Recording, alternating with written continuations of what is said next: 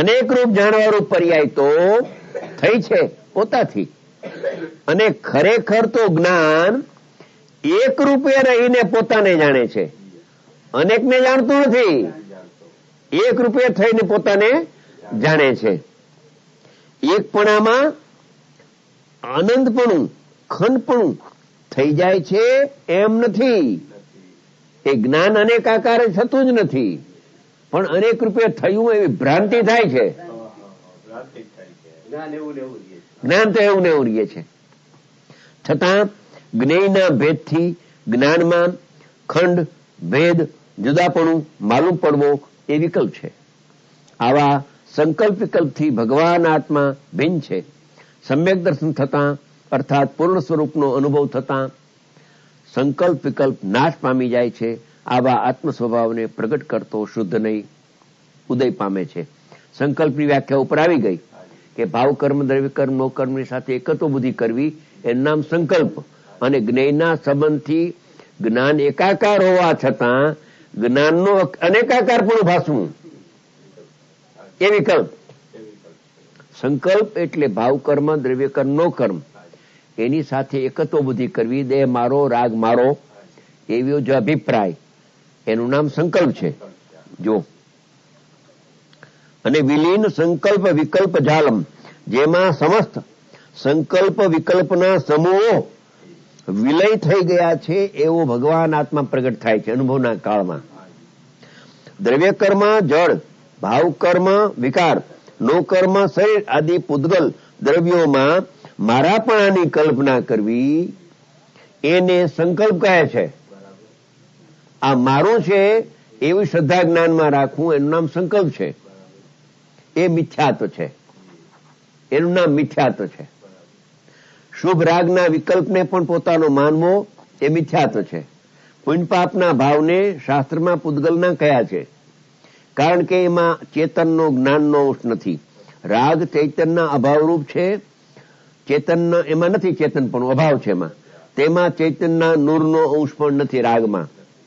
દયા દાન ભક્તિ પૂજા ઇત્યાદિ વિકલ્પમાં ભગવાન ચૈતનની જાતિ નથી, તેથી પૂતગલના કયા છે. એની સાથે એકત્વ બુદ્ધિ કરવી એનું નામ સંકલ્પ. અને જુદા જુદા પદાર્થો જ્યાં જણાય છે ત્યાં મને આ જણાય છે, આ જણાય છે, આ જણાય છે, આ જણાય છે, આ જણાય છે, પણ જ્ઞાન જણાય છે, જ્ઞાન જણાય છે, જ્ઞાન જણાય છે, જ્ઞાન જણાય છે વયું ગયું અનાદિકાળથી. એટલે એમ ગુરુદેવ કહે છે કે ખરેખર તો એકાકાર જ્ઞાનનો જ અનુભવ થાય છે, પણ જ્ઞેયના ભેદથી જાણે જ્ઞાનમાં અનેકપણું મને થઈ ગયું ને અનેકપણું જણાય છે એનું નામ વિકલ્પ છે. ખંડ ખંડ અનેકતા, વિકલ્પના બે અર્થ છે. રાગને પણ વિકલ્પ કહેવાય અને ખંડ જ્ઞાનને પણ વિકલ્પ કહેવાય. ખંડ જ્ઞાન ફરીથી વાંચી લઉં. પાનું 218 છે, ફરી વાંચી લેજો. 218 પાનું છે. અને જ્ઞેયોના ભેદથી જ્ઞાનમાં ભેદ માલુમ પડવો તેને વિકલ્પ કહે છે. જ્ઞેયના ભેદથી જ્ઞાનમાં ભેદ માલુમ પડે છે એ અનંતાણુ મંદિરનો વિકલ્પ છે. અનેકને જાણવારૂપ પર્યાય તો થઈ છે પોતાથી, અને ખરેખર તો જ્ઞાન એક રૂપે રહીને પોતાને જાણે છે. બધાનું જ્ઞાન જાણે છે તો જ્ઞાનને જ. બધાને ભગવાન આત્મા અનુભૂતિ સ્વરૂપ ભગવાન આત્મા અનુભવમાં આવી રહ્યો છે. અનુભવમાં એટલે જણાઈ રહ્યો છે, જણાઈ રહ્યો છે. વેદન ન લેવું, આનંદનું જણાઈ રહ્યો છે. જણાય છે ખટક આવવી જોઈએ કે જણાય છે છતાં મારી નજર કેમ નથી. જણાઈ રહ્યો છે એનો તું સ્વીકાર કર, બસ એટલું જ છે કામ. બાકી બીજું કઈ જાણવોય નથી, આત્માને જાણવોય નથી. ખરેખર તો જણાઈ રહ્યો છે એનો સ્વીકાર, એનું નામ અનુભવ છે. સ્વીકાર કરવો બસ સ્વીકાર છે. જણાઈ જ રહ્યો છે. સૂર્યના પ્રકાશમાં સૂર્ય પ્રસિદ્ધ થઈ રહ્યો છે. હવે તમારી નજર સૂર્ય ઉપરથી ગઈ, સૂર્યના પ્રકાશ ઉપરથી ગઈ અને ઘડા ઉપર તમે ચોંટી ગયા કે આ મને જણાય છે, આ જણાય છે.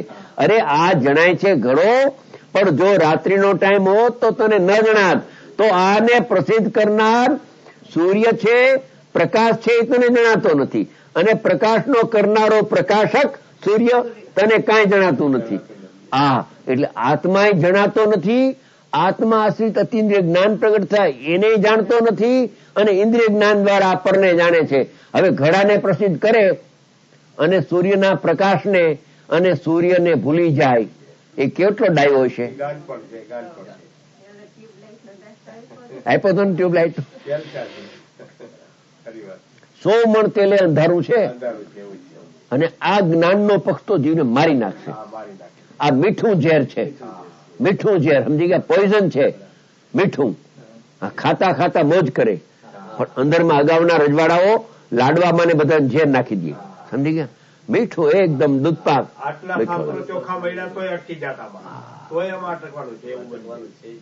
ઝેર છે. ઇન્દ્રિય જ્ઞાનનો પક્ષ મારી નાખે છે. એ પછી તમે આ વાંચી લેજો 10 નંબરના કળશ. જુદા જુદા પોતપોતાના વિષયોમાં વ્યાપારપણાથી જેઓ વિષયોને ખંડ ગ્રહણ કરે છે, અર્થાત જ્ઞાનને ખંડ રૂપ જણાવે છે, એવી ભાવિન્દ્રિયોને પ્રતીતિમાં આવતા, શ્રદ્ધામાં આવતા, પ્રતીતિમાં એટલે શ્રદ્ધામાં આવતા અખંડ એક ચૈતન્ય શક્તિ પણ વળે. ઓલી ખંડ જ્ઞાન હતું ને એની સામે અખંડ, ઓલું અનેક હતું ને એની સામે એક. ખંડનો નિષેધ કરવા માટે અખંડ, અખંડ એ ખંડનો નિષેધ કરે છે, એક અનેકાકારનો નિષેધ કરે છે. એક એક શબ્દની કિંમત જંગલમાં આ બહુ કિંમત છે, ઓછી કિંમત નથી. અખંડ એક ચૈતન્ય શક્તિ પણ આ વડે સર્વથા પોતાથી જુદી જાણી ચૈતન્ય સ્વરૂપનું અવલંબન લઈ અને જ્યાં હું અખંડ એક આત્મા છું ત્યાં ખંડ જ્ઞાનમાં આત્મબુદ્ધિ છૂટી ગઈ. ખંડ જ્ઞાન એ મારી ચીજ નથી. તેમ પુણ્ય પાપ મારા નહીં એમ ખંડ જ્ઞાન ઇન્દ્રિય જ્ઞાન પણ મારી ચીજ નથી. એમ સર્વથા પોતાથી જુદી જાણી, જુદી કરી એમ નહીં, જુદી જાણી. આ ભાવ ઇન્દ્રિય છે ને મારાથી જુદી છે એમ જાણી. ભાવ ઇન્દ્રિય રહી ગઈ, ભાવ ઇન્દ્રિય નાશ નથી થયો. ભૂલ હતી, ભૂલ નીકળી ગઈ, મારી ચીજ નથી. બસ જેમ દેહ મારો નહીં, આ મકાન મારું નહીં, એમ શાસ્ત્ર જ્ઞાન મારું નહીં. દુકાનનું જ્ઞાન તો તમારું નહીં પણ શાસ્ત્રનું જ્ઞાન એ તમારું નથી. એવી છે. અને મને જ્ઞાન થાય છે, મને જ્ઞાન થાય છે. થાતું તો અજ્ઞાન, થાતું તો અજ્ઞાન અને માને જ્ઞાન. હવે કેદી છૂટે. એટલે ગુરુદેવ કહેતા હતા કે આત્માનો અનુભવ સમ્યક દ્રષ્ટિ કોઈ વિરળતા પાકે છે. વિરળ, સમજી ગયા? વિરળ એટલે બહુ પુરુષાર્થ માગે છે, બહુ પુરુષાર્થ માગે છે. એ કઈ સાધારણ ચીજ નથી, બહુ પુરુષાર્થ માગે છે. એનું કારણ છે કે અનાદિનું અજાણ તત્વ છે ને એને જાણવું.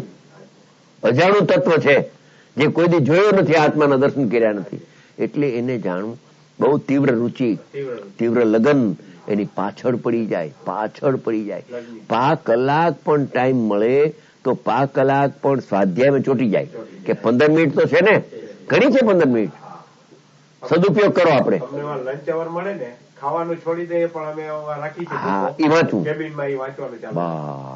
એમ જ કરવું જોઈએ. જે ટાઈમ મળે એનો સદુપયોગ કરો. 10 મિનિટે બ્રેક મળે તો ક્યારે પણ વાંચી લેવું. બસ હવે આ 2 વિષય પૂરા થયા. ત્રીજો વિષય થોડો બાકી છે દ્રવ્ય ઇન્દ્રિયનો, કાલે લેશું. કાલે લેશું. ભાઈ આવશે સવારે, કાલે લેશું. બપોરે બીજો વિષય લેશું.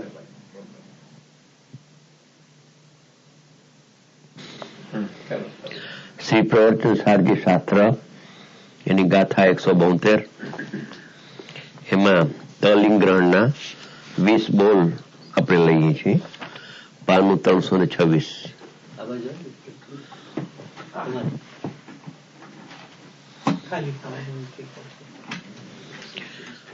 પેલો બોલ ગ્રાહક એટલે જ્ઞાયક એટલે જ્ઞાતા. એવા જેને એટલે જે જ્ઞાયક છે એવો જે આત્મા પોતાનો, એવા જેને એટલે આત્માને. પાનું 326. પેલો બોલ ગ્રાહક એટલે જ્ઞાયક એટલે જ્ઞાતા છે આત્મા, જ્ઞાયક. એવા જ્ઞાયક આત્માને, એવા જેને એટલે એવા મને આત્માને લિંગો વડે એટલે કે ઇન્દ્રિયો વડે, લિંગનો અર્થ કર્યો. લિંગ એટલે શું કે ઇન્દ્રિયો વડે, ઇન્દ્રિયો વડે એટલે ભાવ ઇન્દ્રિય વડે જે જાણવાની ક્રિયા થાય છે ઇન્દ્રિયોમાં, એવી ભાવ ઇન્દ્રિયો વડે ગ્રહણ એટલે જાણવું થતું નથી. આત્મા ઇન્દ્રિય જ્ઞાન વડે પરને જાણતો જ નથી. આત્માનો સ્વભાવ એવો છે કે એ ઇન્દ્રિય જ્ઞાન વડે પરને જાણે એવો આત્માનો સ્વભાવ નથી. અને જો ઇન્દ્રિય જ્ઞાન વડે પરને જાણતો હોય તો એને આત્મા જ કહેવાતો નથી, એ અનાત્મા થઈ ગયો. આ જુઓ, પહેલા જ બોલમાં ધડાકો કર્યો છે, જે સવારે વાત ચાલી હતી એના અનુસંધાનમાં છે. જગત એમ કે છે કે ઇન્દ્રિય જ્ઞાન વડે હું પરને જાણું છું, એ કઈ દોષ નથી. તો અહીંયા કહે છે કે એ સ્વભાવ નથી. કેટલો મોટો ફેર! અસાધારણ ફેર છે, સાધારણ ફેર નથી. કેમ કે કોઈ એમ કહે કે હું ઇન્દ્રિય જ્ઞાન વડે પરને જાણું, એમાં કઈ દોષ નથી. કોઈ એમ માને, એને ના પાડે છે કે એ દોષ છે મોટો, એ સ્વભાવ નથી. ઇન્દ્રિય જ્ઞાન વડે પરને જાણવું એ આત્માનો સ્વભાવ નથી. જો ઇન્દ્રિય જ્ઞાન વડે પરને જાણવું એ સ્વભાવ હોય તો ઇન્દ્રિય જ્ઞાનનો અભાવ થાય ત્યારે પરને જાણી જ ન શકે, અથવા પરને જાણવા માટે ઇન્દ્રિય જ્ઞાન જોઈએ. શેષ ભગવાનને ઇન્દ્રિય જ્ઞાન જોઈએ. જો પરને જાણવાનું સાધન ઇન્દ્રિય જ્ઞાન હોય તો જ્યાં ઇન્દ્રિય જ્ઞાનનો અભાવ થાય તો પરને લોકાલોકને જાણી ન શકે. માટે આ આત્મા છે એ ઇન્દ્રિય જ્ઞાન વડે, ભાવ ઇન્દ્રિય વડે પરને જાણે એ એનો સ્વભાવ જ નથી. તો પછી ઇન્દ્રિય જ્ઞાનમાં મારાપણાની બુદ્ધિ છૂટી જાય. પરને જાણવા માટે સાધન ઇન્દ્રિય જ્ઞાન નથી. કેમ? એનું કારણ આપશે હમણાં. ગ્રહણ જાણવું થતું તે અલિંગ્રહણ. આ રીતે આત્મા અતિન્દ્રિય જ્ઞાનમય છે એવા અર્થની પ્રાપ્તિ થાય છે. હું એક અતિન્દ્રિય જ્ઞાનમય આત્મા છું એવા અર્થની એને પ્રાપ્તિ થાય છે જો પોતે નિષેધ કરે તો, કે ઇન્દ્રિય જ્ઞાન વડે પરને જાણવું એ આત્માનો સ્વભાવ નથી. કોઈ આત્માનો સ્વભાવ નથી.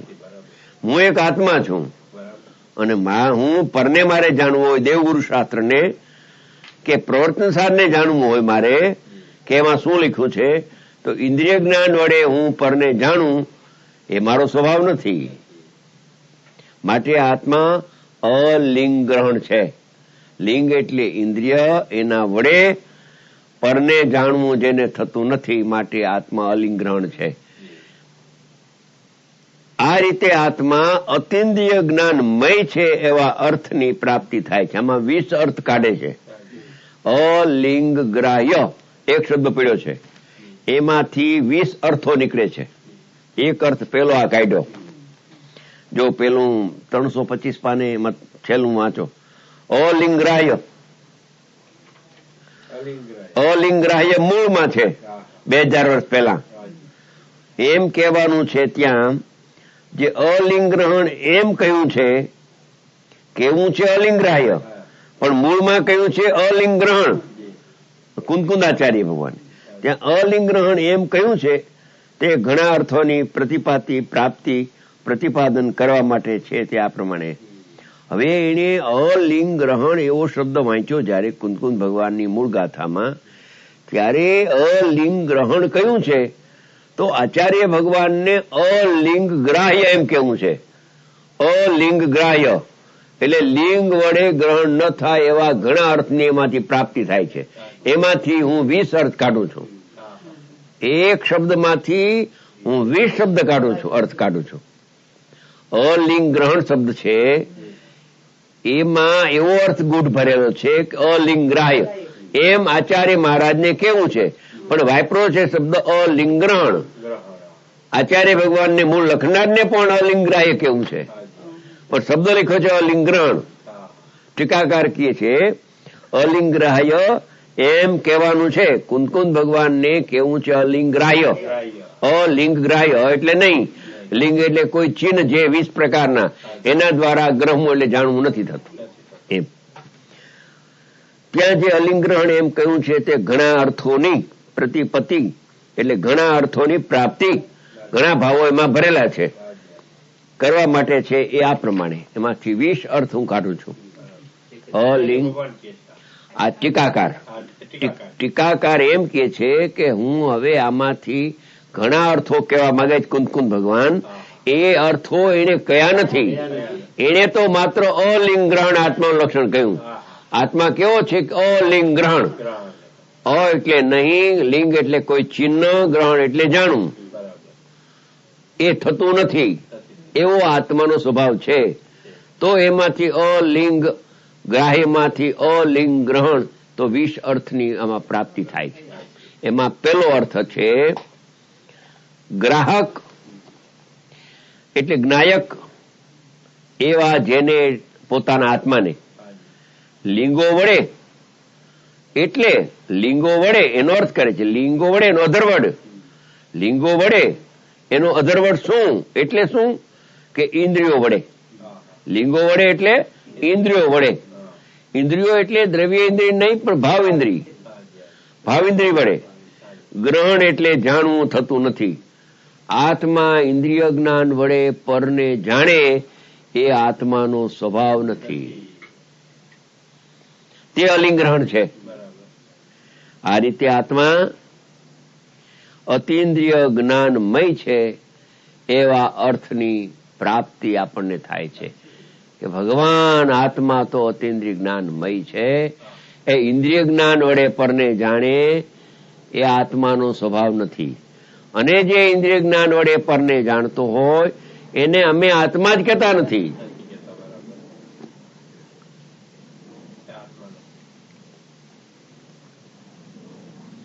બીજો બોલ. ગ્રાહ્ય જણાવા યોગ જેનું, એવા જેનું. હવે ઓલો જાણનાર હતો, હવે આ જણાવા યોગ, આત્મા જે જણાવા યોગ છે પોતાનો આત્મા, ઓમાં પર પદાર્થ લીધા પહેલા બોલમાં. બીજા બોલમાં ગ્રાહ્ય એટલે જ્ઞેય, ઓમાં જ્ઞાતા, ઓમાં જ્ઞાતા. તો કે જ્ઞાતા છે પણ એ ઇન્દ્રિય જ્ઞાન વડે પરને જાણે એવો જ્ઞાતા નથી. હવે આત્મા જ્ઞેય છે તો એ જ્ઞેય છે આત્મા, તો ઇન્દ્રિય જ્ઞાન વડે જણાય એવો નથી. ઇન્દ્રિય જ્ઞાન વડે જાણનાર નથી અને ઇન્દ્રિય જ્ઞાન દ્વારા જણાય એવો પણ નથી પોતાનો આત્મા. આખો લોકાલોક કાઢી નાખ્યો માંથી. અને આમાં કે ઇન્દ્રિય જ્ઞાન છે તો એના દ્વારા ભલે પર ન જણાય પણ આત્મા તો જણાય કે નહીં? તો કે ના, આત્મા ન જણાય. પરનો તો નિષેધ ભલે કર્યો આપે, પરને ન જાણું તો હું કઈ નહીં, પણ મારા ઇન્દ્રિય જ્ઞાન વડે મારા આત્માનો તો મને અનુભવ થાય કે નહીં, જણાય કે ના ન થાય. એ બીજા બોલમાં કાઢે છે. 2 બોલ તો મોસ્ટ ઇમ્પોર્ટન્ટ છે. 2 બોલ તો બસ છે. ગ્રાહ્ય એટલે જણાવવા યોગ એ જ્ઞેયની પ્રધાનતા, એમાં ગ્રાહકની પ્રધાનતા હતી. એમાં જાણનારો જ હતો, જાણનારો પ્રમાતા હતો. આ પ્રમેય છે, જ્ઞેય છે પોતાનો આત્મા. એ ગ્રાહ્ય જણાવવા યોગ એવા જેનું, એટલે પોતાના આત્માનું લિંગો વડે એટલે કે ઇન્દ્રિયો વડે ગ્રહણ જાણવું થતું નથી, તે અલિંગ ગ્રહણ છે. આ રીતે આત્મા ઇન્દ્રિય પ્રત્યક્ષનો વિષય નથી એવા અર્થની પ્રાપ્તિ થાય છે. આંખ વડે જણાતો નથી, કાન વડે પણ જણાતો નથી, નાક વડે પણ જણાતો નથી. કોઈ પણ ઇન્દ્રિય જ્ઞાન વડે પોતાનો આત્મા 3 કાળમાં જ્ઞેય થઈ શકતો નથી. ઇન્દ્રિય જ્ઞાન